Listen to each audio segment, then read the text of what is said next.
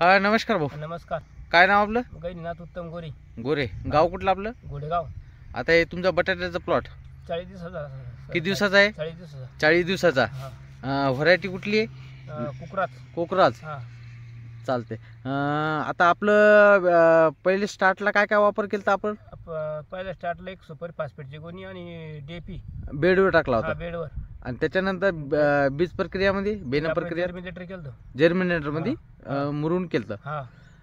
आज रोजी तुमचा प्लॉट किती दिवसाचा आहे? 40 दिवसाचा आहे. आता हे 40 दिवसाचा प्लॉट आहे. त्याला साधारण तुम्ही काय काय केलं? आतापर्यंत फ्रीज जर्मिनेटर सोडलं फक्त. आता याची ड्रिचिंग केलेली आहे. तुम्हाला रिझल्ट कसा आला? आता चांगला साहेब. चांगला आला.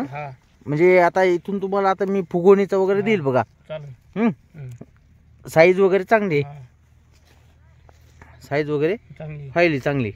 आता अजून तुम्हाला काळुकीसाठी फुगवणीला मी प्रिझर्व आपलं रॅपनर आणि न्यूट्राटोन हे दोन औषध देऊन टाकेल.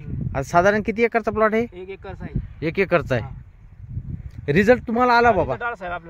म्हणजे काय फरक वाटला तुम्हाला? म्हणजे पहिली काळी बारीक होती ना, आता जाड बनली काळी. आता साईज त्याची जाड झाली.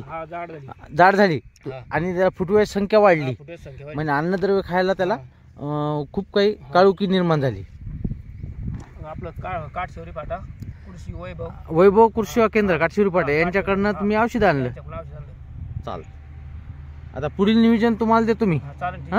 आता एक तुम्हाला मी रॅपनर आणि न्यूट्राटोन देतो आमचं फुगवणीसाठी. साईज वाढतं आणि जी नॅचरल कलर असते ती येऊन जाईल. आणि आता एक क्रॉप सायनेसची एक तुम्हाला फवारणी देतो, ती वरतून घ्या. 15 ऑक्टोबरची लागवड. हो 15 ऑक्टोबरची लागवड आहे. साधारणपणे भरपूर प्लॉट झाले तुमच्या गावात घोडेगाव मध्ये. शेतकऱ्याला काय सांगू शका? शेतकऱ्याला चांगलं फ्रीज जर्मिनेटर वापरा. शेती चांगलं आहे. जैविक आहे. वापरा चांगलं आहे. रिझल्ट चांगला आला. चांगला आहे. चालतंय. पूर्ण प्लॉट तुमचा आहे आता.